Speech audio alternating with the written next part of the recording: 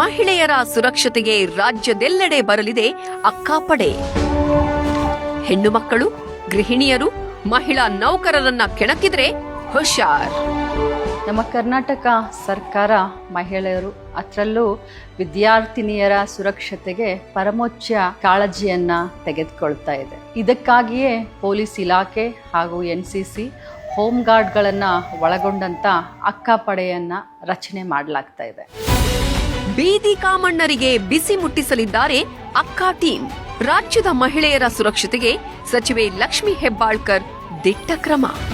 ಶಾಲಾ ಕಾಲೇಜುಗಳು, ವಿದ್ಯಾರ್ಥಿನಿಯರ ಹಾಸ್ಟೆಲ್ಗಳು, ದೇವಸ್ಥಾನ, ಗಾರ್ಡನ್ನು, ಶಾಪಿಂಗ್ ಕಾಂಪ್ಲೆಕ್ಸ್ಗಳು, ಚಲನಚಿತ್ರ ಥಿಯೇಟರ್ಗಳು, ಇನ್ನು ಅನೇಕ ಸಾರ್ವಜನಿಕ ಸ್ಥಳಗಳಲ್ಲಿ ಈ ಅಕ್ಕಾಪಡೆ ಗಸ್ತು ತಿರುಗಲಿದೆ. ಅಕ್ಕಾಪಡೆ ನಿಮ್ಮ ಸುರಕ್ಷತೆಗೆ ಸದಾ ಸಿದ್ಧ.